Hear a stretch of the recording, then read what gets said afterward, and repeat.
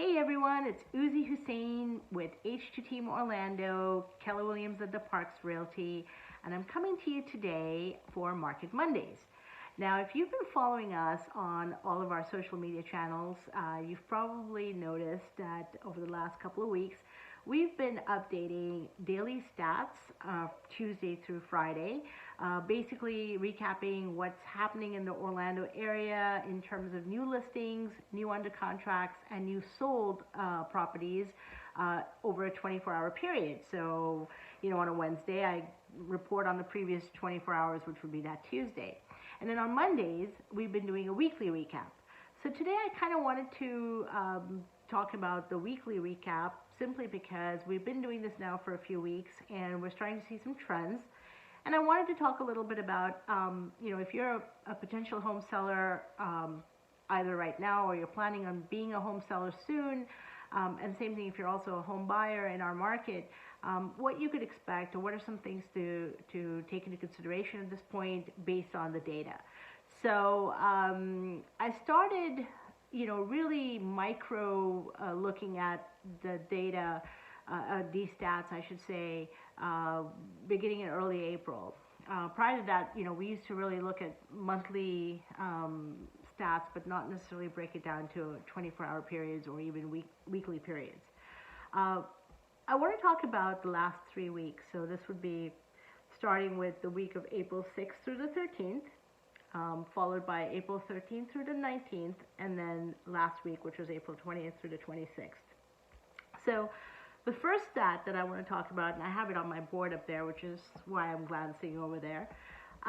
So the first week, April 6th, we had 566 new homes come on the market between Orange, Seminole, and Osceola counties.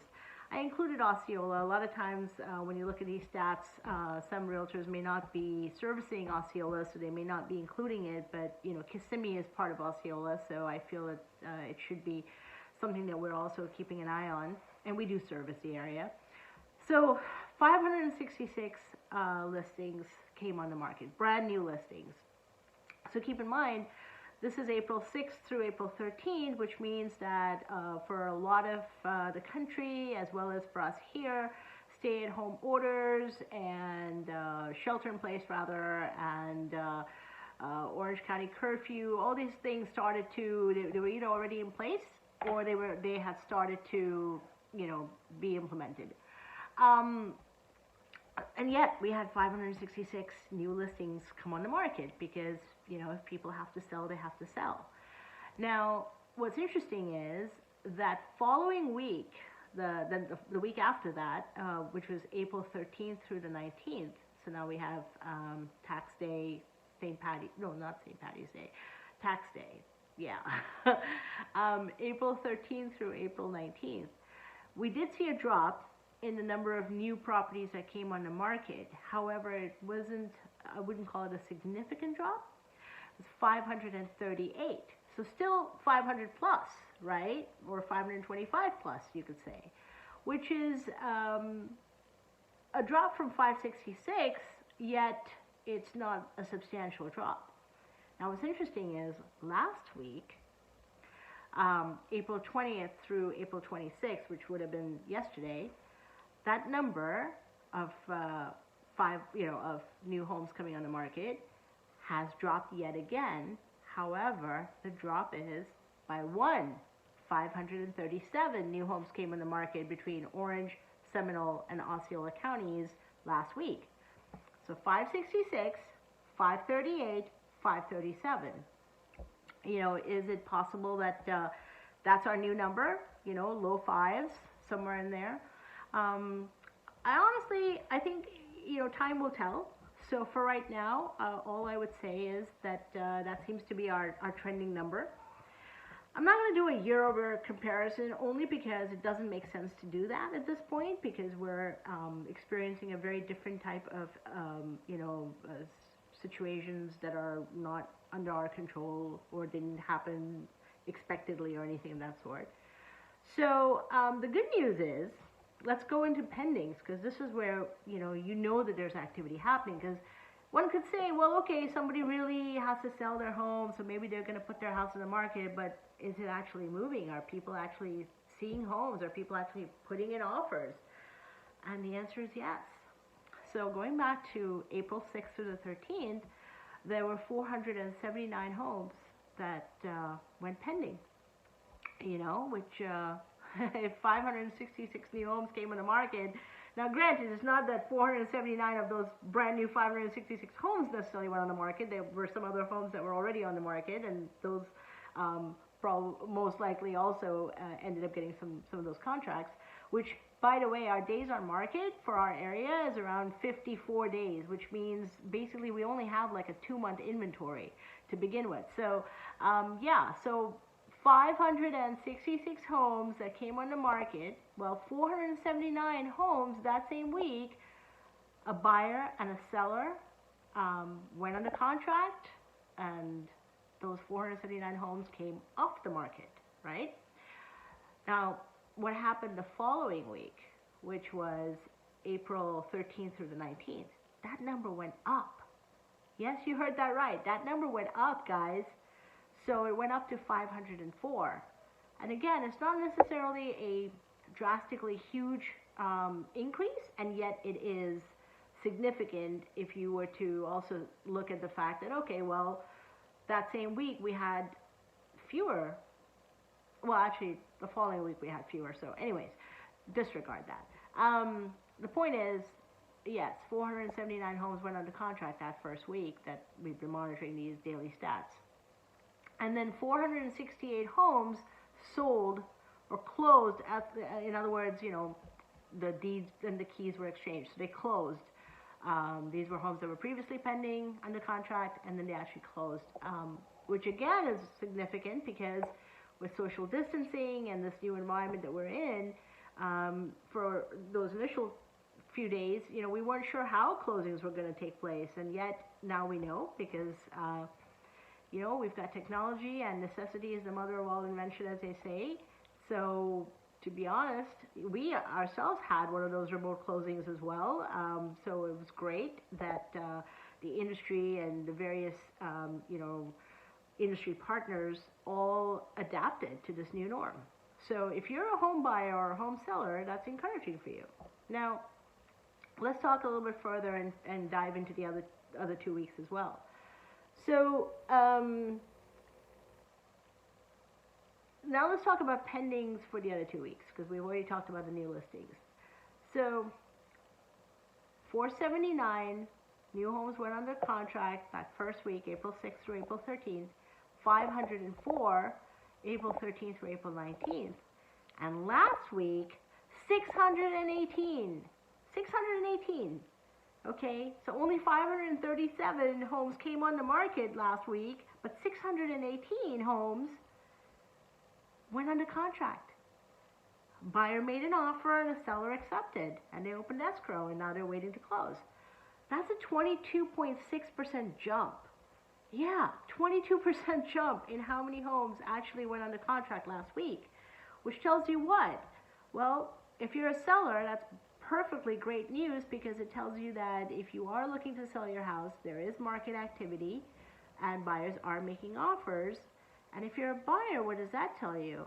Well, it tells you that there are other buyers looking and there's not that much inventory. So depending on what price point you're at, you may even find yourself losing offers and finding yourself in multiple offer situations, highest and best, and so forth. So yeah, the market is definitely pretty healthy right now so far.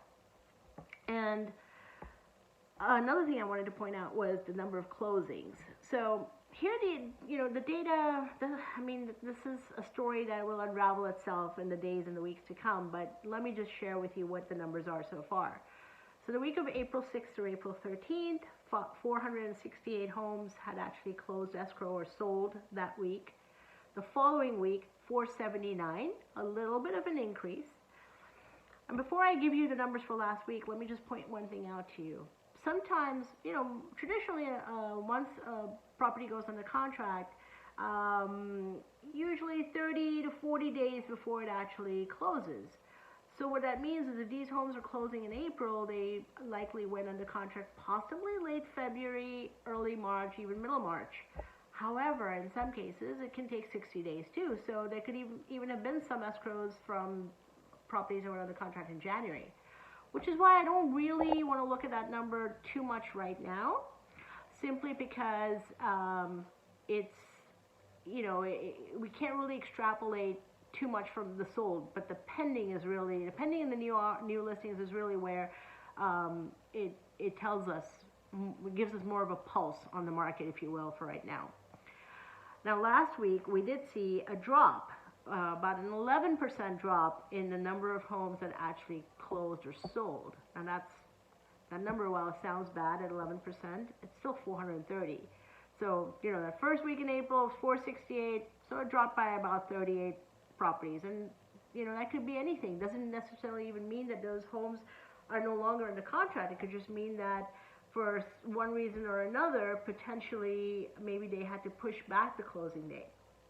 But that being said, I don't want to appear as if I'm all, wearing rose-colored lenses or something, because the reality is we do know that people have lost jobs, businesses are hurting, and the economy is in, a recession. So we do know, and we do acknowledge that, and it could also be that there could be some cancellations, right? And in fact, when I do my prospecting, I know that there are cancellations that are happening, and some of them have popped up. And yet, what I want to focus on today more than anything is just the fact that if you are a home seller, if you're someone who's looking to sell your home, know that the market is definitely a healthy market for you to be in, especially if you're priced right, you have a great home. Priced right is key. So if you're priced right, you have a great home, and as far as all the marketing and the staging and who you use as your realtor, obviously, makes a big difference as well. And yet, yes, the market is definitely responding to the fact that if there are new listings, there are buyers out there. So be encouraged, sellers.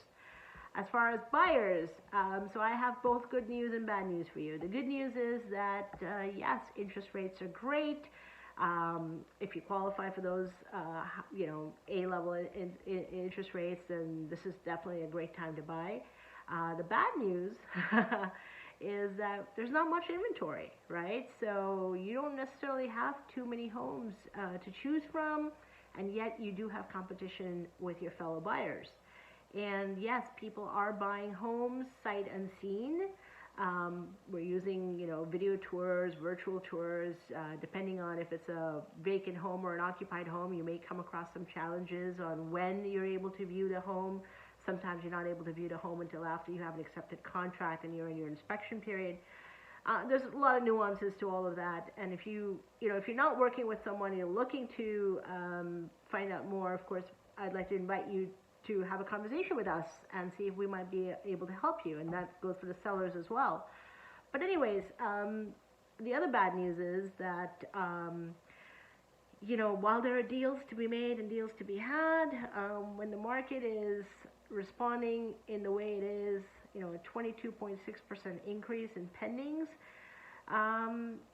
certain price points, you're not going to get very far if you're not going to make your best offer right off the top. So take my advice as a 15-year veteran in the industry. Listen to your realtor if they're guiding you towards making, maybe even in some cases, multiple offer situations, a higher than asking price offer, what have you, writing a letter or video to the seller. Do all of that if you've fallen in love with the house, because it's tough out there for you as a buyer. So anyways, I hope this was helpful. I do want to make one more little comment too.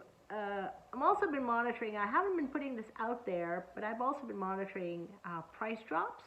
Price drops basically means that a home may have come on the market at a certain price, sat on the market for maybe a week or two, and then the seller decided that they wanted to make it more enticing to a potential buyer and may have reduced the price, the asking price, right? So I've been monitoring that. It's not crazy. Yes, it's happening, and it happens in every market. So there's nothing there that I would say would be alarming or beneficial to a potential buyer to look at as like, hey, I could get a better deal if I wait another week. So I hope this has been helpful for you. Thank you for watching the video. Please subscribe to our YouTube channel if you are watching this on YouTube, or like us, follow us if you're watching this on any other social media that we are posting this to. And if you have any questions, I invite you to definitely reach out to us. We would love to hear from you and engage in a conversation with you. And if you're looking to hire us, we would certainly appreciate that opportunity as well. And until next week, stay safe and be happy, I guess. Bye.